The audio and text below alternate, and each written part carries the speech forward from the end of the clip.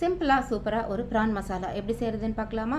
சுத்தம் பண்ணி வச்சுருக்கிற ப்ரானில் கொஞ்சமாக மஞ்சத்தூள், மிளகாய்த்தூள், உப்பு, இஞ்சி பூண்டு paste, garam masala, pepper powder இதெல்லாம் சேர்த்துட்டு நல்லா கலந்து எடுத்துக்கலாம். இது கலந்ததுக்கப்புறமா ஒரு அரை மணி நேரம் அப்படியே வச்சுட்டோம் அப்படின்னா அந்த ப்ரானில் வந்து உப்பு காரெல்லாம் நல்லா இறங்கிடும். தேங்காய் எண்ணெயில் செஞ்சோம் அப்படின்னா ஃப்ளேவர் ரொம்ப நல்லா இருக்குங்க. எண்ணெய் காஞ்சதும் அதில் 2-3 பல்லு பூண்டை வந்து தட்டி சேர்த்துக்கலாம். இது ஃப்ளேவர் ரொம்ப நல்லாயிருக்கும். கூடவே கொஞ்சமாக கருவேப்பிலையும் சேர்த்து நல்லா பொரிஞ்சதும் மசாலா விரவி வச்சுருக்கிற அந்த ப்ரான் எல்லாம் அதில் சேர்த்துக்கலாம். இந்த ப்ரானை நல்லா பரட்டி விட்டு எல்லா சைடும் நல்லா குக் ஆகிற மாதிரி பரட்டி விட்டுக்கலாம். இதுக்கு தண்ணி எதுவுமே சேர்க்க வேண்டாம். இந்த ப்ரான்லேருந்தே தண்ணி விடும். அதுலேயே இந்த ப்ரான் நல்லா வெந்துடும். 8லேருந்து 10 நிமிஷத்துலேயே இந்த இறாலாம் நல்லா வெந்துருங்க. கடைசியாக கொஞ்சமாக கருவேப்பிலையும் பிச்சு போட்டுட்டு நல்லா இந்த மாதிரி பரட்டி விட்டிங்கன்னா அதில் இருக்கிற தண்ணி எல்லாம் வற்றிட்டு நம்மளுக்கு எறா மசாலா, ப்ரான் மசாலா ரெடி ஆயிருங்க.